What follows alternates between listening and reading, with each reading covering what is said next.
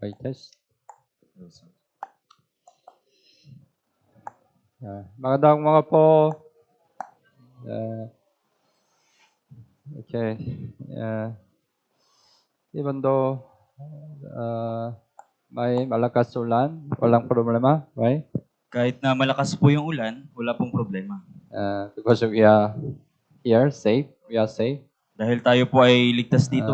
We can focus on the Word of God. At makakapagtuon tayo sa salita ng Diyos. Maybe because of sound, you need to more focus on the Word of God. Marahil dahil sa tunog sa labas, kailangan yung higit na magtuon sa salita ng Diyos. Okay po.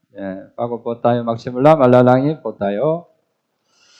Mahal naming Ama na mahabagin at magpapala, salamat po sa pagligtas sa amin mula sa kasalanan at pagkawasak. Salamat po sa pagkabay sa aming buhay na Kristiyano hanggang ngayon.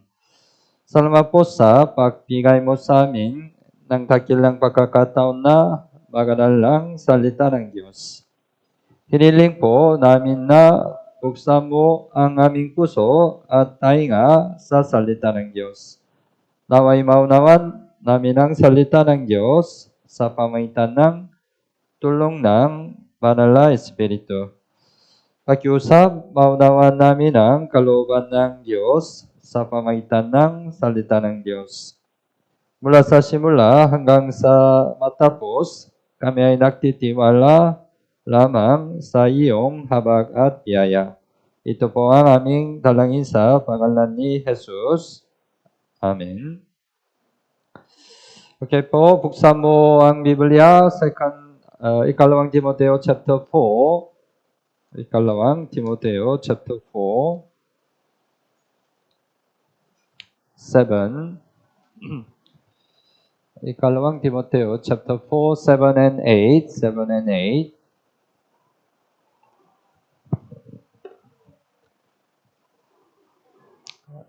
Seven and 8. Ikalawang Timoteo chapter 4, 7 and 8.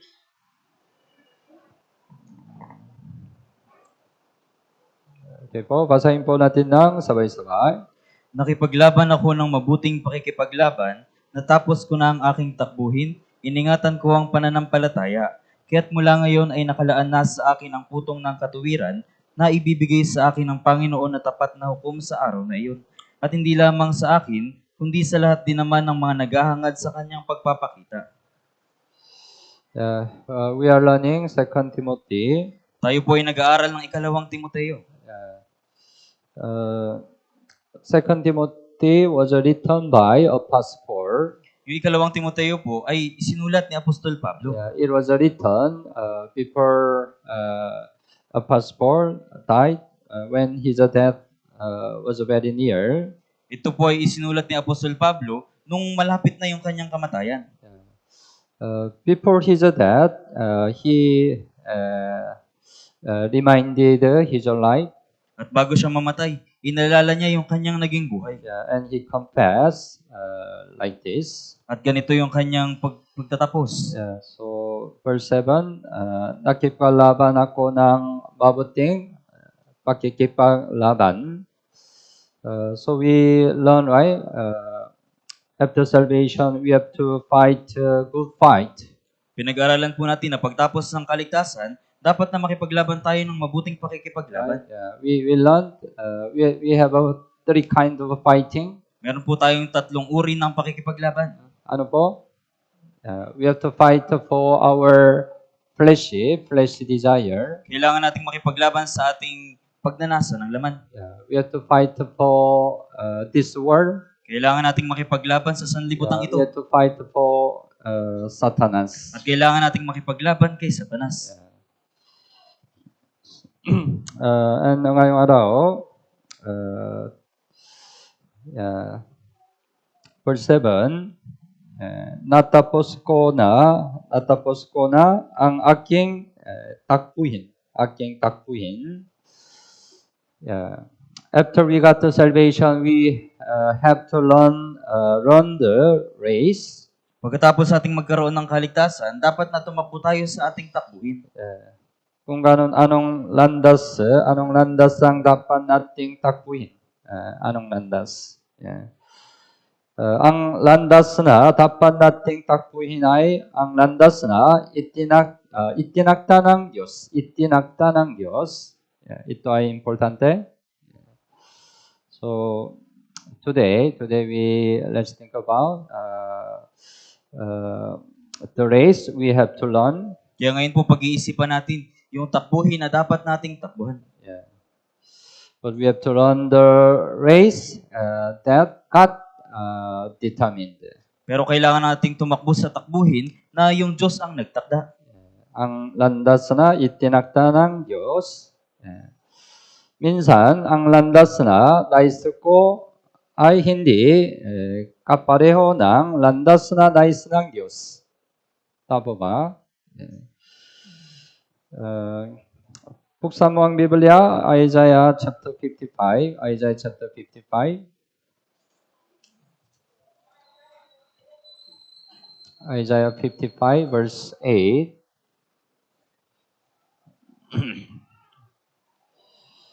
Isaiah 55 verse 8.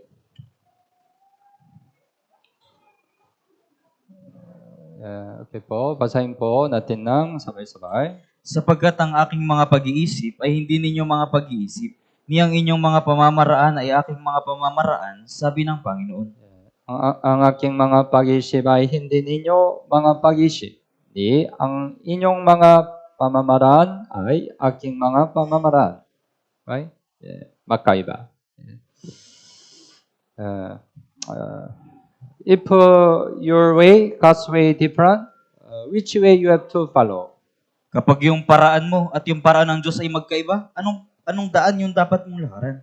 Siyempre, right? We have to follow God's way. God's way. Siyempre, kailangan mong sundin yung paraan ng Diyos. In the Bible, right, the prophet Jonah, he didn't follow God's way, right? Sa Biblia po, si Propeta Jonas hindi niya sinunod yung paraan ng Diyos. Yeah. The way God determined to him is that he has to go to Nineveh to proclaim the judgment. Yung paraan na itinakda sa kanya ng Diyos, ay kailangan niyang pumunta doon sa Nineveh upang sabihin yung paghuhukom ng Diyos. Yeah. But he didn't want it, right? He didn't want. Pero ayaw niya yun. Yeah. That's why he went to Tarsus. Kaya siya ay nagtungo sa Yeah. Tarsis. He followed his own way, right? Sinunod niya yung kanyang sariling paraan. Yeah. That's what happened to him, right? Kaya ano po yung nangyari sa kanya? Yeah. Great fish, right? Devoured him, right? Kaya nilunok siya ng isang malaking isda. Yeah. That's why he became the representative prophet of disobedience. Kaya siya yung propetang kinatawan ng pagsuway. So if God's way is different from our own way, we have to follow God's way. Kaya kung yung paraan ng Diyos ay iba sa ating paraan, dapat nating sundin yung paraan ng Diyos. Minsan, hindi natin alam ang sarili nating landas. Hindi natin alam. Buksan mo ang Biblia, Kawikaan chapter 20. Kawikaan po, chapter 20. Kawikaan 20. Meron pa sa harap. Meron. Marami pa pong upuan dito sa harap. Meron. Chapter 20, 24, verse 24. 24, basahin po natin ng sabay-sabay. Ang mga lakad ng tao ay sa Panginoon, paano ngang maunawaan ng tao ang kanyang lakad? Paano ngang maunawaan ng tao ang kanyang lakad? So sometimes we don't know, right? Which way we have to go, right? Minsan di natin alam kung saang daan tayo pupunta. Ang mga lakad ng tao ay sa Panginoon. Kaya itinuturo ng Diyos ang ating landas. Itinuturo ng Diyos ang ating landas. buksan mo ang Biblia, are we 32? Are we 32? Are we 32? Are we 32? Verse 8. Are we 32? 8. Are we 32? 8. Okay po, basahin po natin ng sabay-sabay. Aking ipapaalam at ituturo sa iyo ang daan na dapat mong lakaran. Papayuhan kita na ang aking mga mata ay nakatitig sa iyo. Aking ipapaalam at ituturo sa iyo ang daan ng dapat mong lakaran. Right? Kaya kailangan nating malinaw na maunawan ang landas na ipinapakita sa atin ng Diyos upang ito'y ating takbuhin.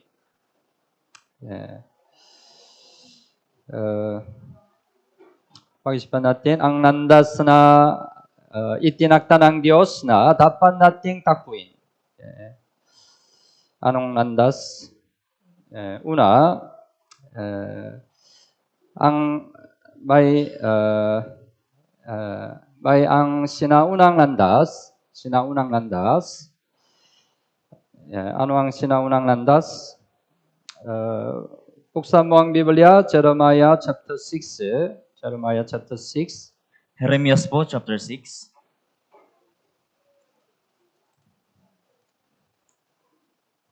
Jeremiah 6, verse 16.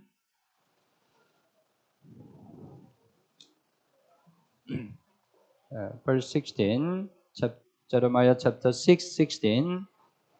Okay po, basahin po natin ng sabay-sabay. Ganito ang sabi ng Panginoon, tumayo kayo sa mga daan at tumingin at ipagtanong ninyo ang mga sinaunang landas kung saan naroon ang mabuting daan at lumakad kayo roon.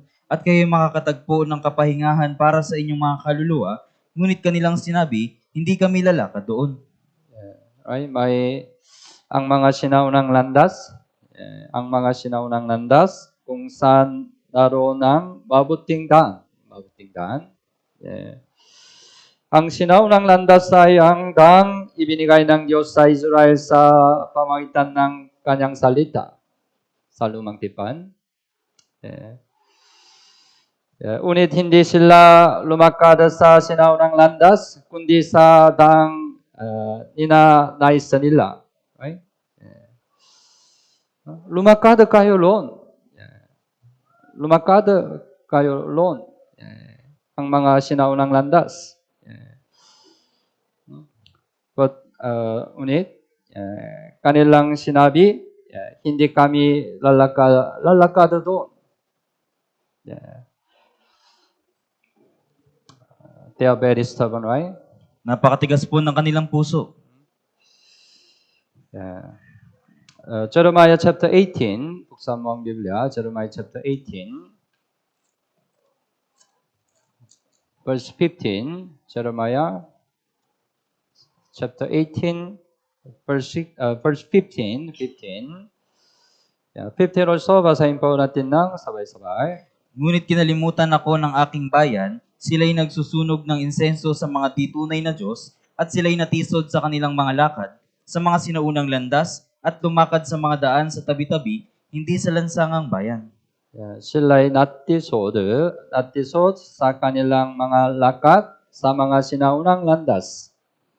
Lumakad sa mga daan sa tabi-tabi, hindi sa lansangang bayan. They don't follow all the way God determined. Hindi nila sinunod yung lumang landas na itinakda ng Diyos. Upang takbuhin ang sinaunang landas, kinakailangan ng salita ng Diyos sa lahat ng bagay.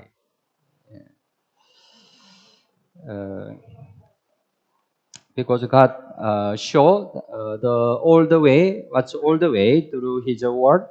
Dahil ipinapakita ng Diyos yung sinaunang landas sa pamamagitan ng kanyang salita. Awit, buksan mo ang Biblia, awit 119. Awit 119, verse 105. awit 119, verse 105. Basahin po natin ng sabay-sabay. Ilawan sa aking mga paa ang salita mo at liwanag sa landas ko. Ilawan sa aking mga paang salita mo.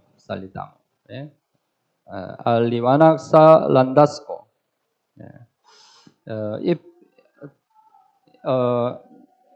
at night, right? If we don't have the right, we cannot know which way we have to go, right? Sa gabi po kung wala tayong ilaw, hindi natin alam kung saang daan tayo pupunta. But if we have the right, it's very clear. The road, which way we have to go, right? Pero kapag meron tayong ilaw, malinaw yung kalsadang lalakaran natin. After salvation, right? We don't know which way we have to go if we don't have the Word of God. Pagtapos ng kaligtasan, hindi natin alam kung saang daan tayo pupunta kung hindi natin alam ang salita ng Diyos. Tayo rin ay dapat tumigil at pagmasdan ng sinaunang landas at masigasing na tahakin ng tang iyon.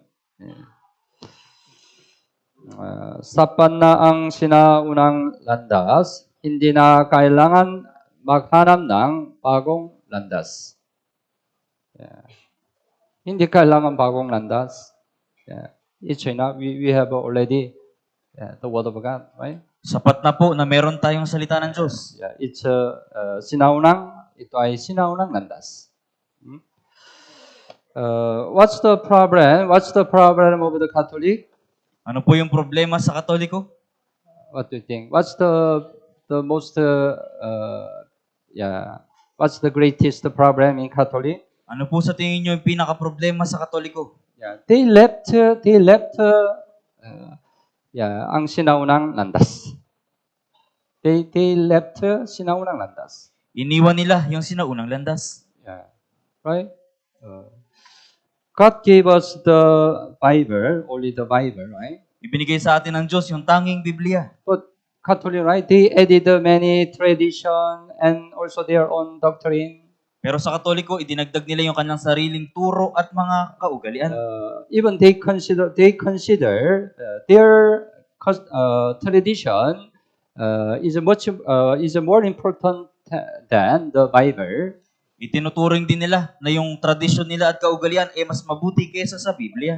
It's the biggest problem. Ito po yung pinakamalaking problema. That's why their teaching is really far from the teaching in the Bible. Kaya naman yung katuruan nila ay napakalayo mula sa katuruan ng Biblia. That's why you heard about Martin Luther. Kaya narinig niyo po yung tungkol kay Martin Luther. He started the Protestant. Siya po yung nagsimula ng Religious reformation, right? reliyosong reformasyon po. What's the slogan of religious reformation? Ano po yung slogan ng reliyosong The slogan is return to the Bible. Yung slogan po ay bumalik sa Biblia. Because Catholic is really far from the Bible. Dahil yung mga Katoliko po ay napakalayo na sa Biblia. That's why at that time slogan was return to the Bible. Kaya sa panahon yun, yung slogan po ay bumalik sa Biblia. Return to the old path, all the way. Bumalik sa sinaunang landas. Pareho, ating Christian life. Sometimes we don't live a good Christian life. Minsan hindi tayo nabubuhay sa mabuting buhay Kristiyano. We live first love. Iniiwan natin ang unang pag-ibig. What's the reason? What's the problem? Ano po yung dahilan? Because we are far from the Bible. Dahil tayo po ay malayo sa Biblia. That's why pareho, return to the Bible.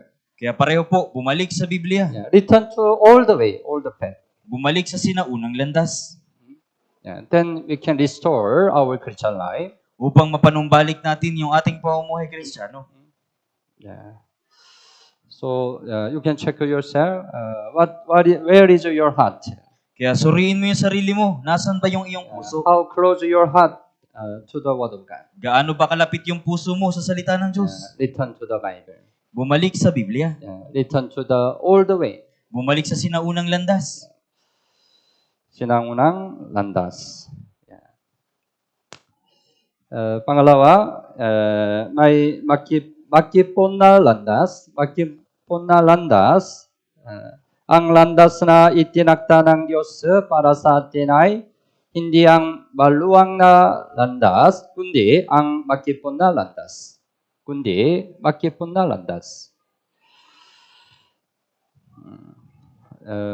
Sinabi ni Jesus, Matthew chapter 7, buksan mo ang Biblia, Matthew chapter 7.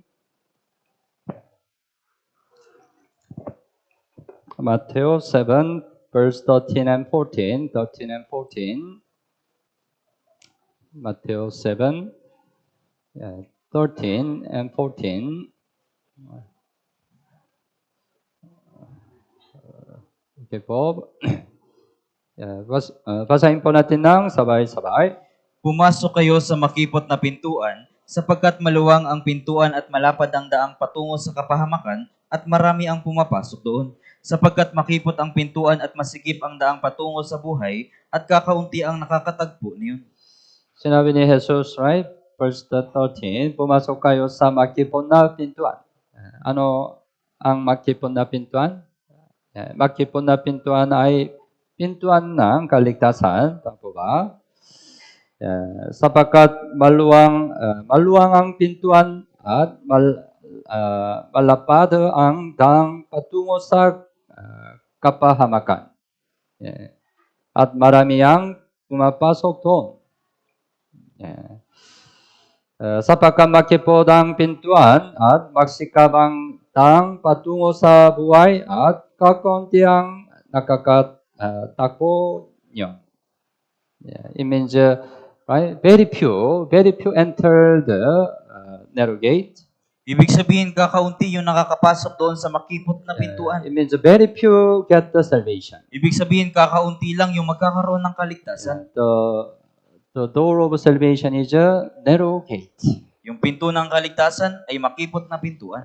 Kung paanong makipot ang pintuan ng kaligtasan, gayon din ay makipot ang landas ng pananampalataya. Our Christian life is also narrow way. Yung pamumuhay Kristiyano din natin ay makipot na daan. Not the wide way. Hindi po malawak na daan. Ang makipon na landas ay kailanman hindi madali. Ang mga tao sa mundo ay nais tahakin ng maluwang na landas. Ngunit ang maluwang na landas ay hindi ang landas na itinakda ng Diyos. Maybe you also, right, want to go broad way, not narrow way, right? Marahil gusto nyo ring lumakad doon sa malapad na daan, hindi doon sa makipot na daan. Because the broad way is a easy way. Dahil yung malapad na daan ay madaling daan. Kahit mahirap, kailangan nating tahakin ang makipon na landas. God determined. Diyos yung nagtakda. Ano ang makipon na landas? Ang makipon na landas ay isang malungkot na landas. Dahil ang makipon na landas ay ang landas ng pagsunod sa katotohanan. Ang mundong ito ay puno ng kasinungalingan. Kaya't maaaring itagil ng mundong ito ang mga taong sumusunod sa katotohanan.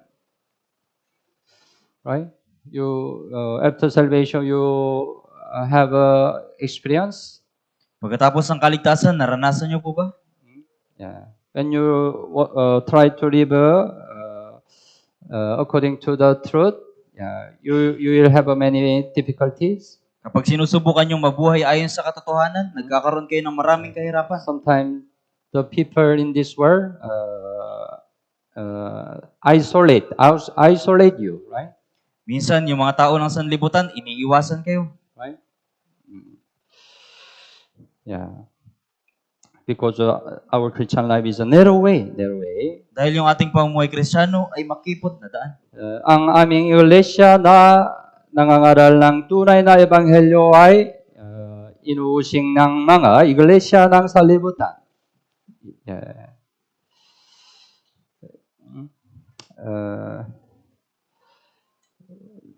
Especially in Korea, there are many churches. Our Life of the Mission, there are many churches in Korea. Lalong higit sa Korea po, marami tayo doong church. Yeah. But many other churches really persecute our church. Pero may ibang maraming church na inuusig yung ating church. Yeah. Sa makipon na landas ay maraming pag-uusig. Yeah. Buksan mo ang Biblia, ikalawang Timoteo, chapter 3. Ikalawang Timoteo, chapter 3.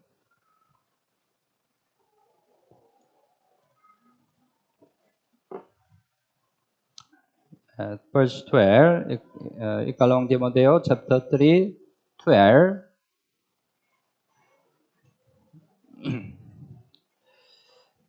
Chapter 3, 12. Okay po, basahin po natin ng sabay-sabay. Tunay na ang lahat ng ibig mabuhay na may kabanalan kay Kristo Jesus ay daranas ng pag-uusig.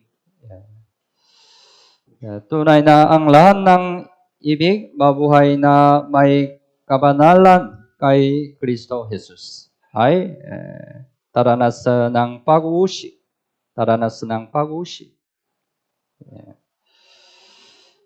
Ang landas ng katotohanan ay makipot at puno ng pag-uusig mula sa mundo.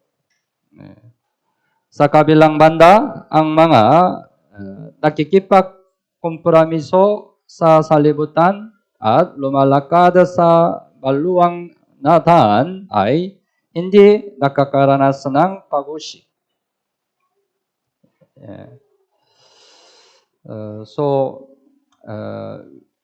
It's natural. Yeah, we have a persecution when we try to live a godly life.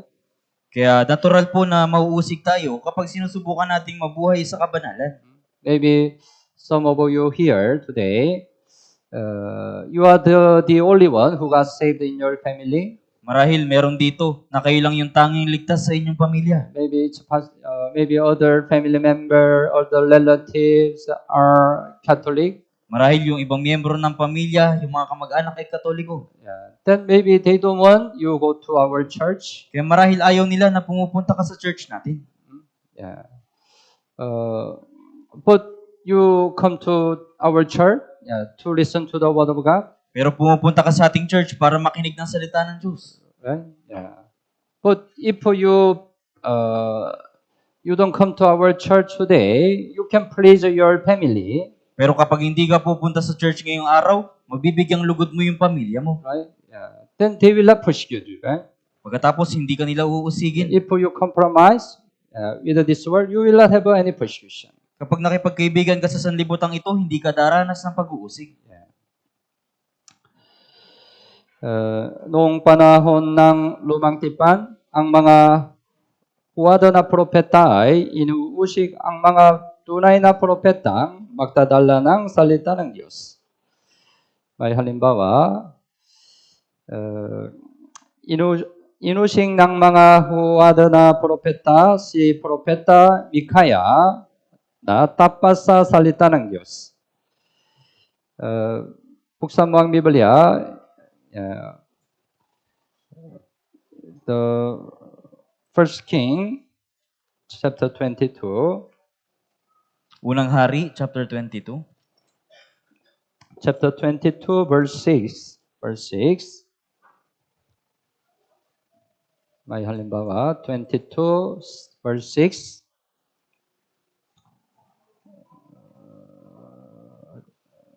Unang Hari, 22, verse 6. Ito. Basahin po natin ng sabay-sabay. Nang magkagayoy, tinipon ng hari ng Israel ang mga propeta na may 400 lalaki at sinabi sa kanila, hahayo ba ako laban sa Ramot Gilid upang makipaglaban o magpaparaya ako? At sinabi nila, umahon ka sapagkat ibibigay iyon ng Panginoon sa kamay ng hari. This time there was a war between Israel and Syria.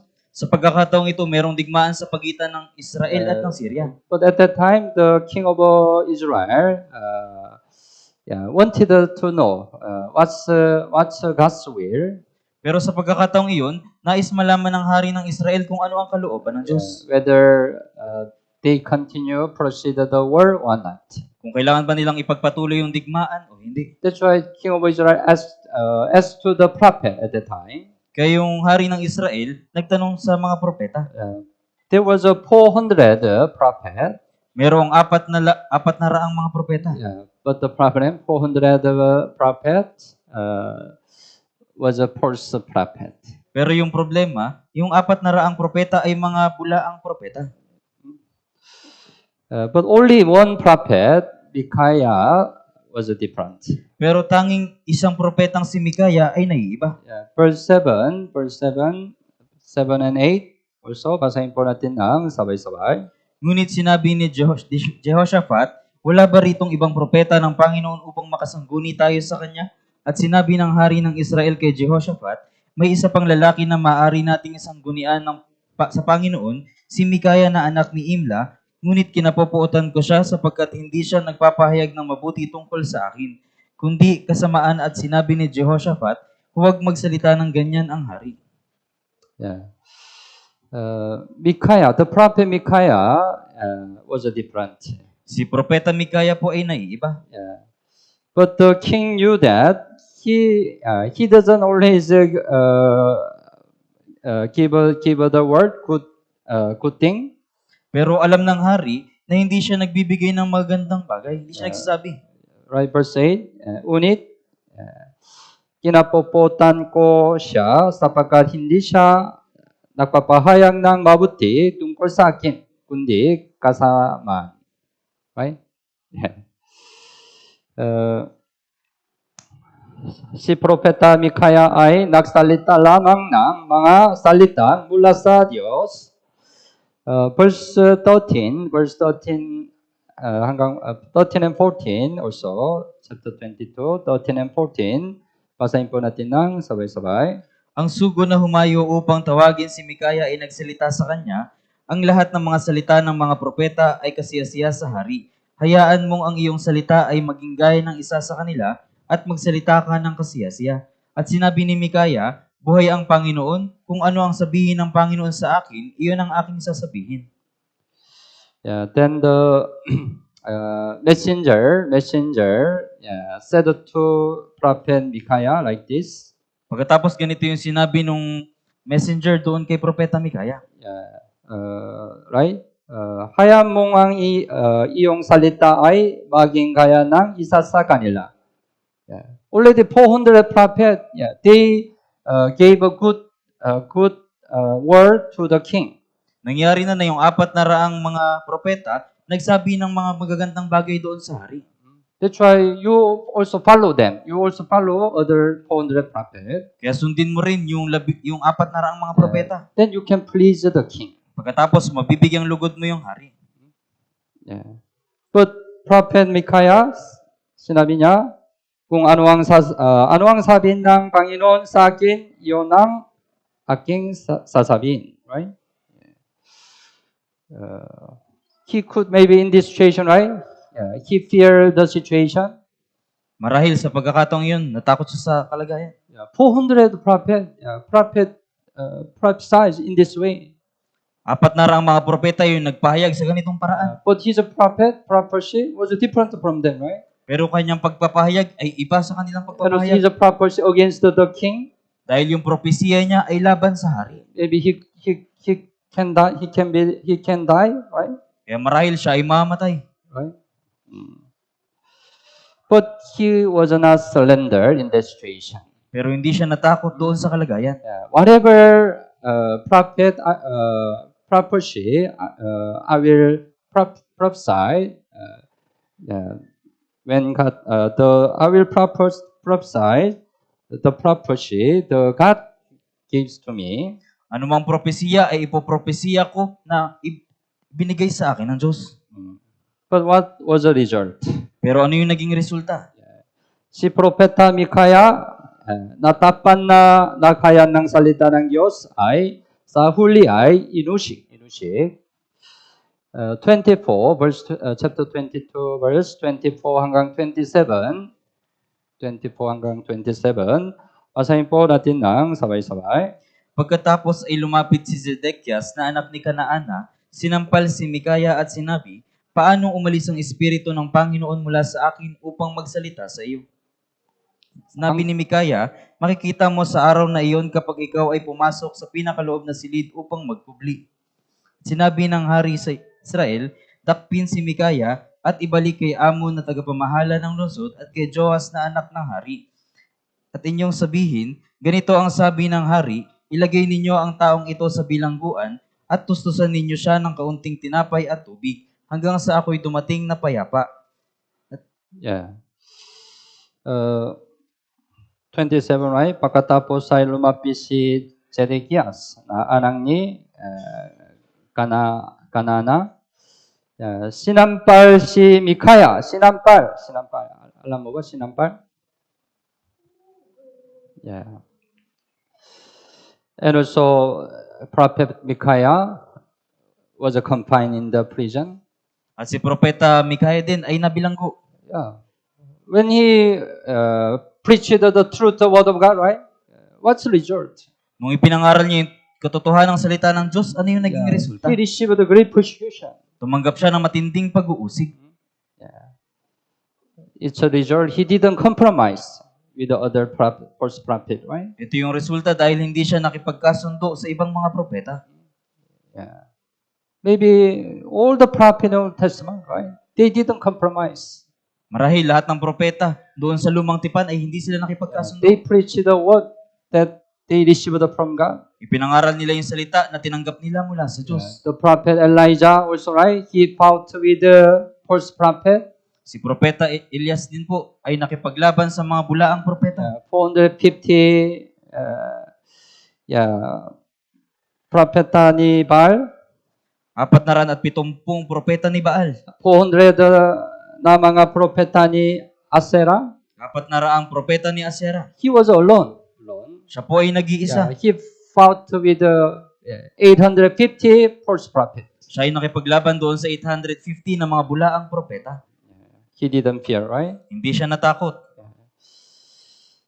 Dapat nating malaman, ang mga sumusunod sa katotohanan ay kakaunti.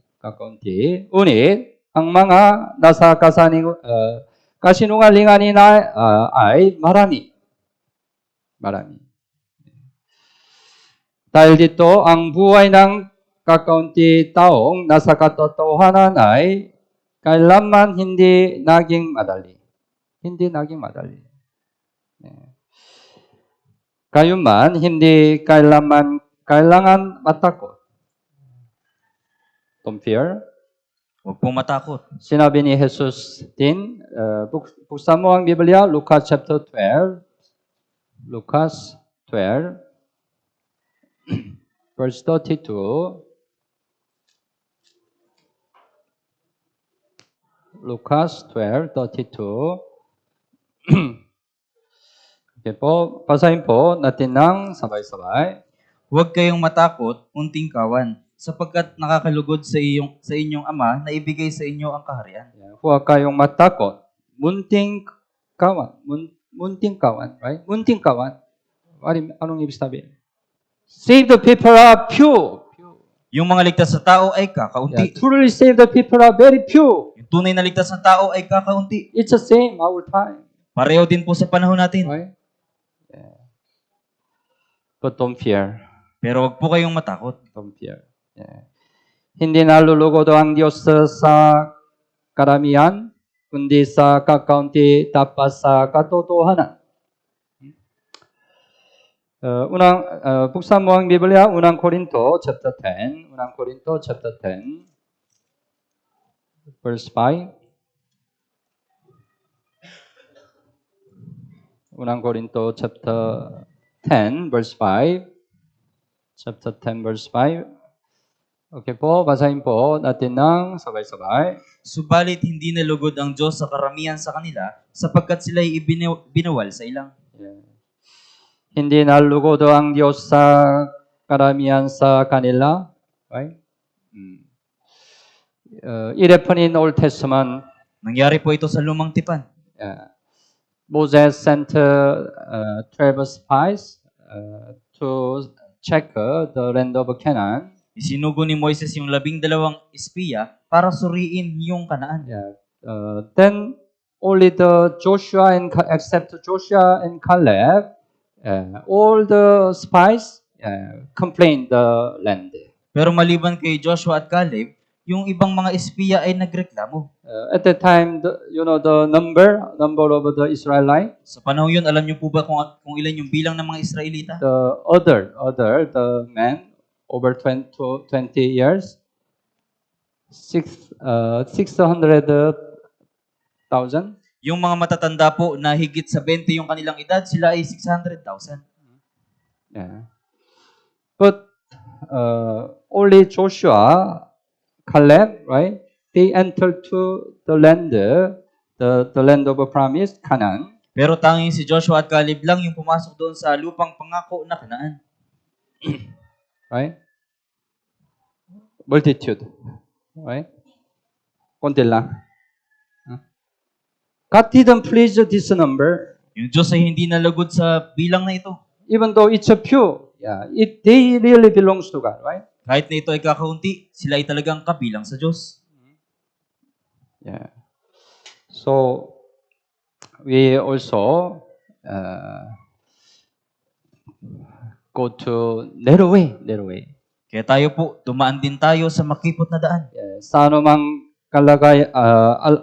kalagayan, dapat tayong magpatuloy sa pagtakbo sa makitid na landas ng katotohanan hanggang sa wakas.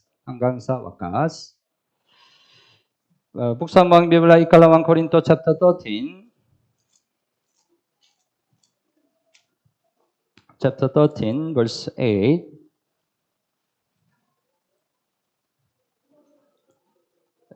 Chapter 13, verse 8. Okay po.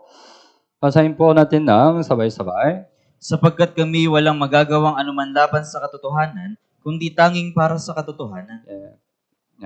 Kami walang magagawang anuman laban sa katotohanan. Right? We need to have this heart. Kailangan nating magkaroon ng ganitong puso. We shouldn't compromise with any lie.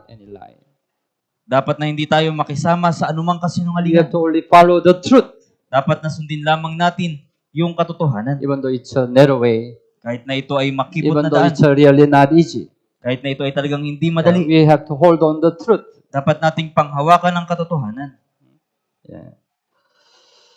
So after salvation, we have to go the narrow way. Kaya pagtapos ng kaligtasan, dapat na pumunta tayo sa makipot na daan. The narrow way is the way of the truth. Yung makipot na daan ay daan ng katotohanan. Maybe there are many Christians, right, who are stumble because they don't want to go to narrow way after salvation. Marahil maraming Kristiyano yung natitisod dahil hindi sila pumupunta sa makipot na pintuan. They fear the persecution. Natatakot sila sa pag-uusig. We shouldn't be like them, right? Dapat na hindi tayo maging katulad nila. Pangatlo, may landas ng paghihirap. Ang landas na itinakda ng Diyos para sa atin ay ang landas ng pagdurusa.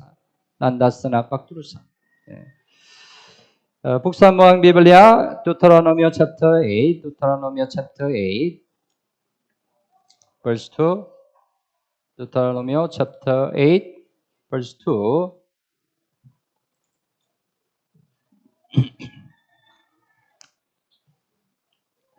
Chapter 2, 8. Okay po, basahin po natin ng sabay-sabay. At iyong alalahanin ang lahat ng paraan ng pagpapatnubay sa iyo ng Panginoon mong Diyos itong 40 taon sa ilang upang kanyang pagpapakumbabain ka at subukin ka upang malaman kung ano ang nasa iyong puso, kung iyong tutuparin ang kanyang mga utos o hindi. Iyong alalahanin ang lahat ng paraan ng pagpatnubay sa iyo ng Panginoon mong Diyos ditong 40 taon sa ilang may landas ng ilang pagkatapos nating maligtas. Ano ang landas ng ilang? Ang landas na ito ay landas ng pagdurusa. Maraming pang-anib sa ilang tulad ng mga ahas, alakdan, at mga pag-atake ng mga Amalekita. Mayra? Tama ba? But the Bible said, God led the Israelites to the wilderness.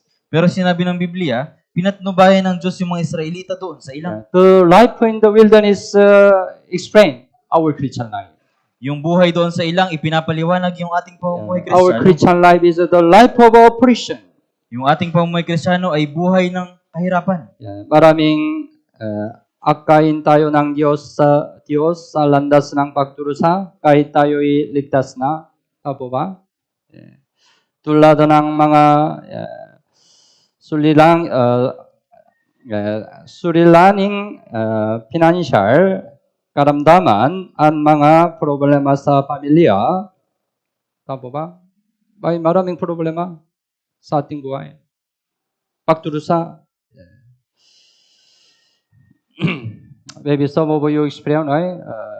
After salvation, you have a more oppression than before you got the salvation. Marahil yung iba sa inyo pagtapos ng kaligtasan, dumanas ng maraming pag-uusig kesa nung bago yung kaligtasan. Right? That's why many Christians have a testimony. Kaya maraming Kristiyano yung nagpapatotoo. Oh, before salvation, I don't have this kind of oppression. Bago yung kaligtasan, wala naman akong ganitong uri ng kahirapan. Before salvation, I don't have this problem. Bago yung kaligtasan, wala naman akong ganitong Why problema. after salvation, I have a more problem, oppression? Pero bakit pagtapos ng kaligtasan, nagkaroon ako ng maraming problema at kahirapan? That's why, especially newly saved, they are stumble in this situation. Kaya marami kahit yung mga, lalong higit yung mga bagong ligtas, sila ay natitisod. It's better, I'd better give up my Christian life. Kaya mas mabuti kung isusuko ko yung pamumuhay Kristiyano ko. Maybe before got the salvation, the life of before got the salvation much better than now. Yung buhay bago yung kaligtasan ay mas mabuti kaysa ngayon. That's why some Christian who have a weak faith return to former life. Kaya yung mga Kristiyano na may mahihinang pananampalataya, bumabalik sa dating buhay. You have to understand why God allow many oppression after salvation. Kailangan nating maunawaan bakit ipinahintulot ng Diyos yung maraming kahirapan pagtapos ng kaligtasan. Unang dahilan kung bakit pinahihintulutan ng Diyos ang pagdurusa ay upang tayo'y pagpalain. Upang tayo'y pagpalain. Deuteronomy chapter 8, 15. Same chapter, 15. 15 and 16. 15 and 16. Okay po, 15 and 16. Basahin po natin ng sabay-sabay. Na siyang pumatnubay sa iyo sa malaki at kakilakilabot na ilang na mayroong mga makamandag na ahas at mga alakdan at tigang na lupa na walang tubig, na siyang nagbigay sa iyo ng tubig mula sa batong kiskisan, na siyang nagpakain sa iyo ng mana sa ilang na hindi nakilala ng iyong mga ninuno, upang kanyang pagpakumbabain ka at subukin ka at gawan ka ng mabuti sa bandang huli. Verse 15, it explains what's the wilderness? What's the place the wilderness? So verse 15 po, pinaliwanag kung ano yung lugar na ilang. Right? Siyang pumanubay sa iyo sa malaki at kakilabot na ilang. Malaki at kakilabot na ilang. English translate, terrible wilderness. Sa pagsasalin sa English po, ito ay kakilakilabot na ilang. Korean translate, very dangerous wilderness. Sa pagsasalin sa Korean, mapanganib na ilang. Right? Not only dangerous, they cannot, it's difficult to find the water. Hindi lang kakilakilabot, kundi mahirap ding makahanap ng tubig. Right? It's difficult to find the many kind of fruit. Mahirap makahanap ng iba't ibang uri ng prutas. Right? Myra. But even in that situation, God provided all their need, right? Pero sa ganung sitwasyon, ipinagkaloob ng Diyos yung kanilang pangailangan. No water, God, God touch the rock and the water comes out, right? Walang tubig, pero naglabas yung Diyos ng tubig mula sa bato. No food, God provide the manna. Walang pagkain, pero yung Diyos naglaan ng mana. God provided all they need, right? Diyos yung nagbigay ng lahat nilang pangailangan. And then the important thing, verse 16. At yung mahalagang bagay po sa verse 16. At the end of verse 16, kawan ka ng mabuti sa bandang huli. Here the important word, ano po? Bandang huli. Mabuti, ng mabuti, Korean translate, blessing pareho, blessing. Sa pagsasalin po sa Korea, ng pagpapala. Bandang huli. Why God led the Israelites to the wilderness? Bakit pinatnubayan ng Diyos yung mga Israelita doon sa ilang? God wants to give the blessing in the end, right? Nais ng Diyos na ibigay yung pagpapala sa bandang huli. Why God allow many oppression to our Christian life? Bakit ipinahintulot ng Diyos yung maraming kahirapan sa ating pamumuhay Kristiyano? Sa bandang huli, God want to bless us. Dahil sa bandang huli, gusto tayong pagpalain ng God Diyos. lead us to the real blessing. Papatnubayan tayo ng Diyos sa tunay na pagpapala. So, right, if we describe our life, Kaya kung ipapaliwanag natin yung ating there buhay, is a time we got the salvation. merong panahon kung kailan tayo nagkaroon ng kaligtasan. After got the salvation, we experience many kind of oppression. Pagtapos ng kaligtasan, dumanas tayo ng maraming kahirapan. You overcome one oppression.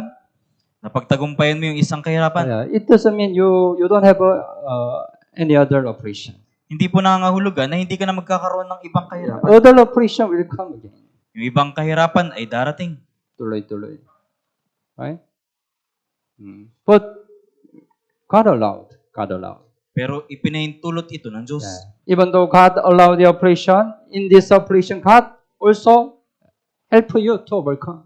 Kahit na ipinahintulot ng Diyos yung kahirapang ito, sa pagkakataong ito, tinutulungan ka pa rin ng Diyos. God strengthen you to overcome the oppression. Pinapalakas ka ng Diyos para mapagtagumpayan mo yung kahirapan. That's why you are here now, right? Kaya nga nandito kayo ngayon. Even though you suffer a lot of oppression, according to God's will, Kahit na dumanas kayo ng maraming kahirapan ayon sa you kalooban ng could Diyos, overcome. nagawa niyong mapagtagumpayan. That's why you are here now. Kaya ikaw ay nandito ngayon. It's grace, God's grace. Ito po ay biyaya ng Diyos. When we pass by all the oppression, At sa bandang,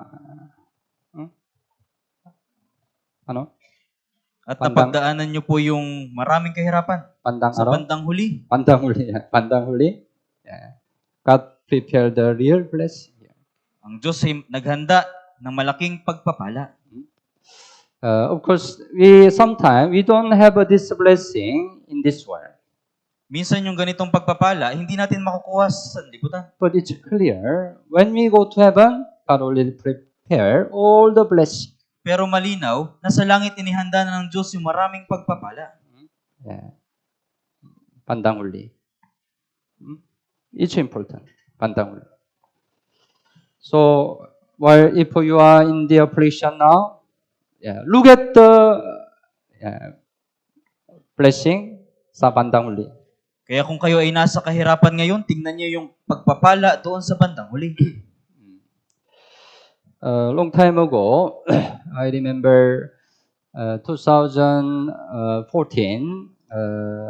At that time, I was in Kalawan Church, my first church mission, Kalawan Church. Matagal na panahon na po yung nakalipas. Taong 2014, nandun po ako sa aking unang church sa Kalawan.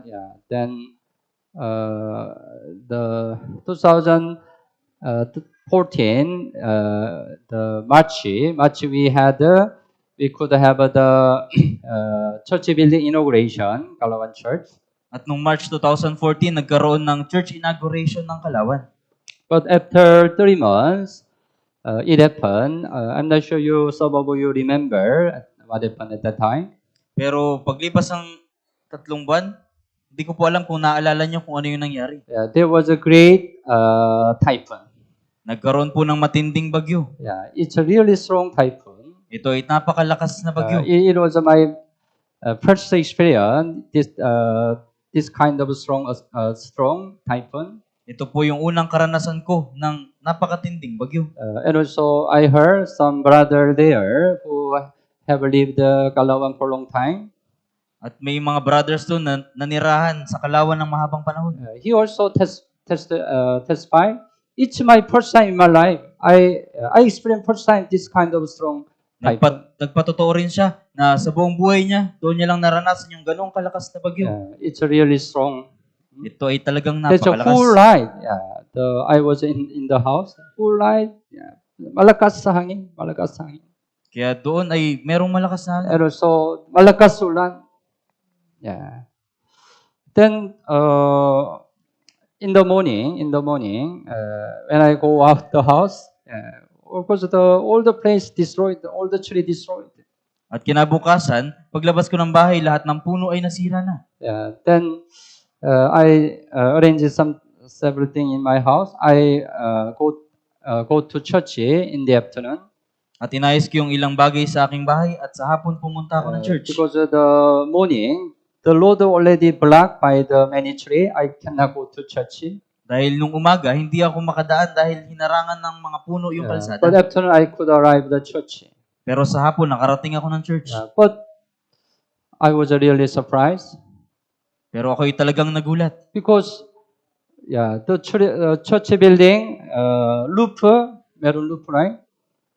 All the roof already removed. Wala na. Dahil lahat ng bubong ng church ay natanggal. And then, meron the ceiling, right? Original meron ceiling. At meron kaming kisame. Because of rain, already walang roof. And then, because of rain, the ceiling fell down. At dahil walang bubong at malakas yung ulan, yung kisame ay bumagsak. In the ceiling, meron project, fall down. Sa kisame, merong projector, bumagsak din. Broadcasting, enter water. Yung broadcasting, pinasok ng tubig. It's a really terrible situation. Ito ay talagang kakilakilabot na pangyayari. Then,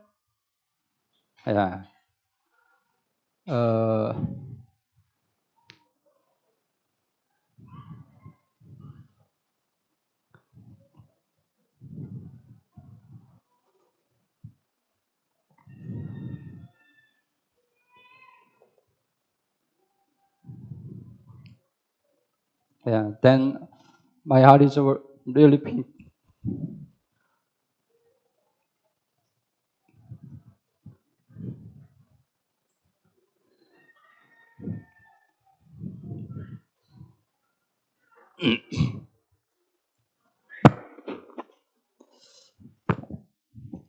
At the time, my heart was really painful. That's why I cried in my room.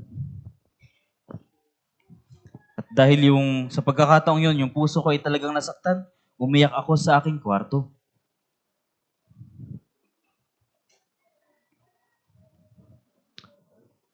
Of course, at first I couldn't understand why it happened. Noong una, hindi ko naintindihan kung bakit ito nangyari.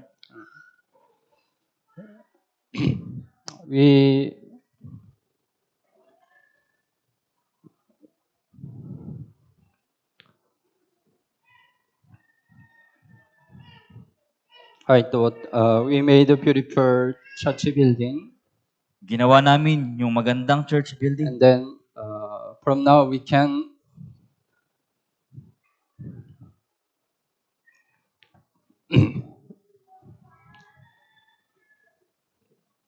we can preach the gospel. We can save many lost souls.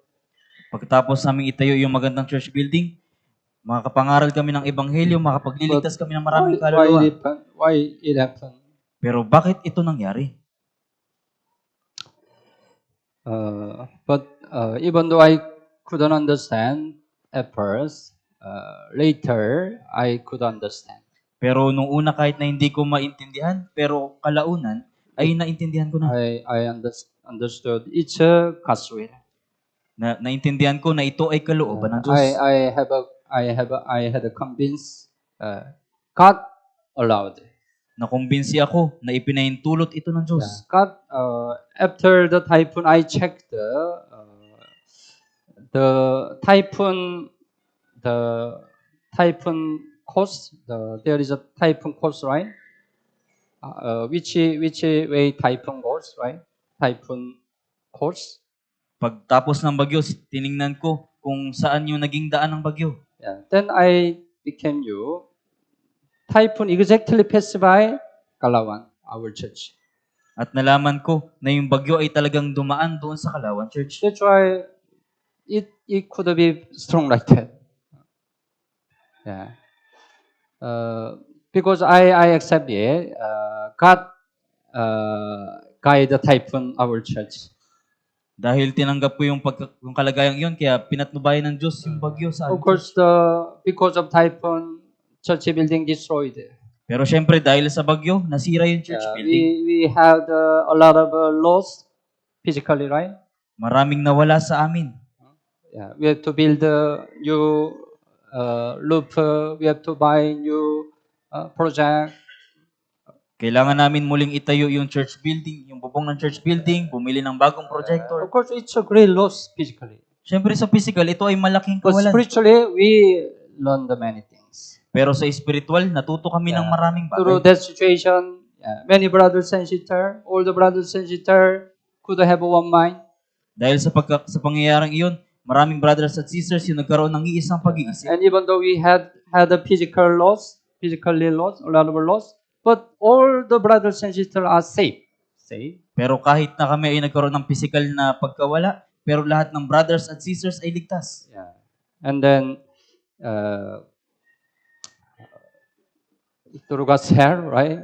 Later we can build the Mas Magandang church building. At dahil sa tulong ng Diyos, kalaunan nakapagpatayo kami ng mas magandang church building. And then, anyway, through that situation, we learned a lot. Gayon pa man sa pangyayaring yun, natuto kami ng maraming bagay. Spiritually, it's a blessing.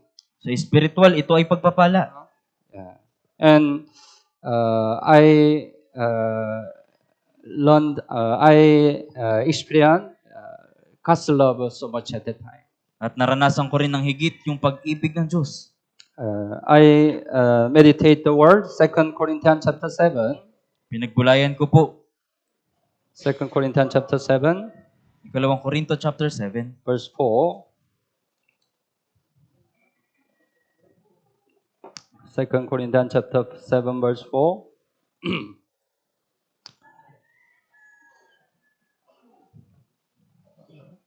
Okay po, basahin po natin ng sabay-sabay. Ako ay may malaking pagtitiwala sa inyo. Ako ay may malaking pagmamapuri sa inyo. Ako ay puno ng kaaliwan. Ako ay nag-uumapaw sa kagalakan sa lahat ng aming kapighatian. Ako'y puno ng kaaliwan. Ako'y umapaw sa kagalakan sa lahat ng aming kapighatian. Lahat ng aming kapighatian. God, I also experienced, God really comfort me, comfort my heart. Naranasan ko rin na talagang inaliw ng Diyos yung aking puso. It was a God's love. God lead the typhoon Kalawan Church. It's a God's love. Pinatnubayan ng Diyos yung bagyo doon sa Kalawan Church. Ito yung pag-ibig ng Diyos. It's a blessing. Ito ay pagpapala. Ang ating Panginoon ay unang tumahak sa landas ng pagdurusa at nais niya na tayo'y sumunod sa kanyang daan. Buksan mo ang Biblia, unang Pedro chapter 2. Unang Pedro chapter 2, 21. Unang Pedro chapter 2, 21.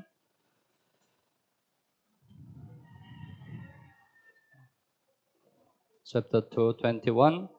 Okay po, basahin po natin ng sabay-sabay. Sapagkat ukol dito kayo tinawag, sapagkat si Kristo man ay nagdusa alang-alang sa inyo, na kayo iniwanan ng halimbawa upang sumunod kayo sa kanyang mga yapak.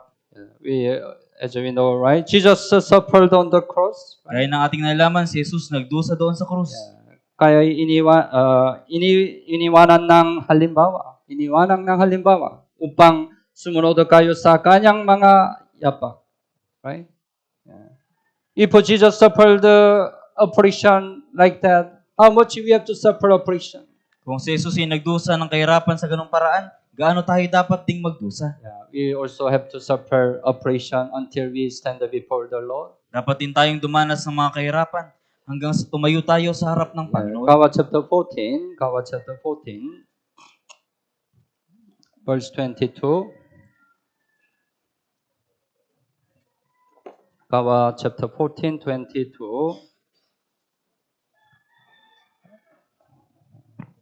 14:22.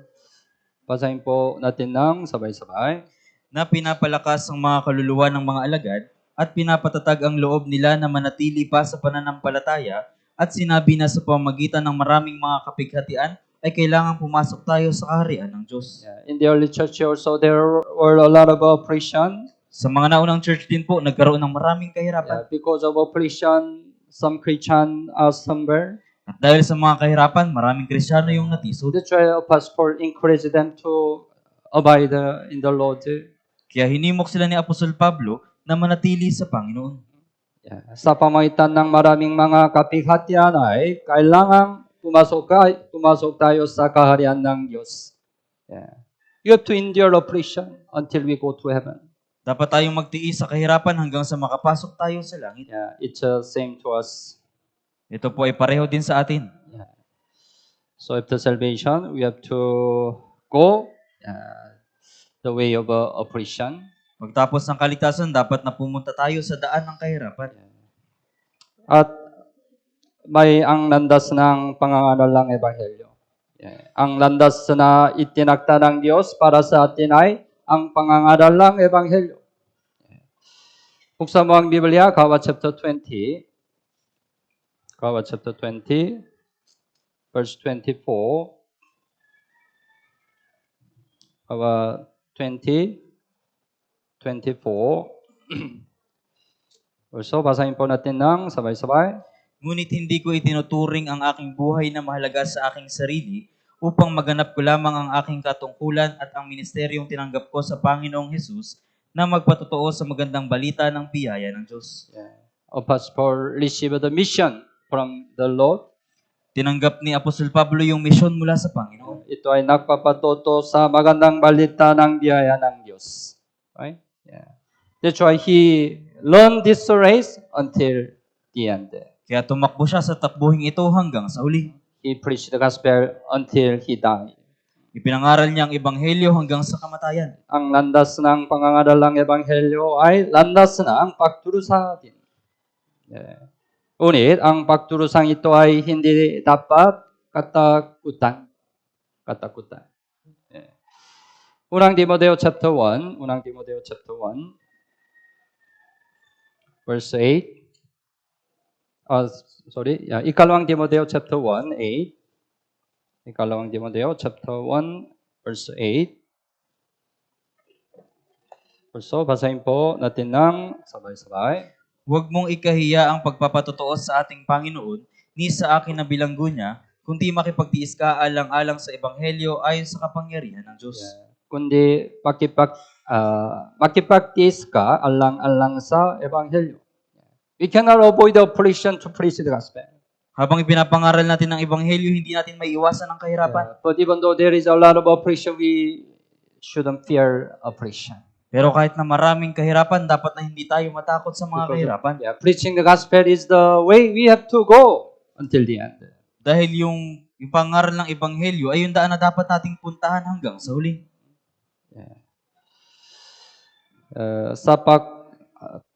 Sa pagtakbo sa landas na itinakda ng Panginoon, kailangan natin ng bagong lakas na mula sa Kanya.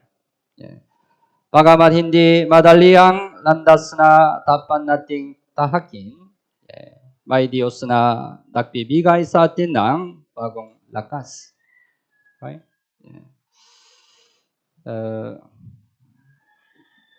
God doesn't want we go to the way He determined by ourselves. Ayaw ng Diyos na pumunta tayo doon sa landas na itinakda natin. Yeah. When He want we go to the way God determined, He also provided His power and the strength. Kapag pumunta tayo doon sa landas na itinakda ng Diyos, Diyos din yung maglalaan sa atin ng lakas at kapangyarihan. That's our side. We have to wait on the Lord. Kaya sa panig natin, dapat na pumunta tayo doon sa landas ng Panginoon. Isaiah chapter 40, verse 31. Isaiah chapter 40, verse 31.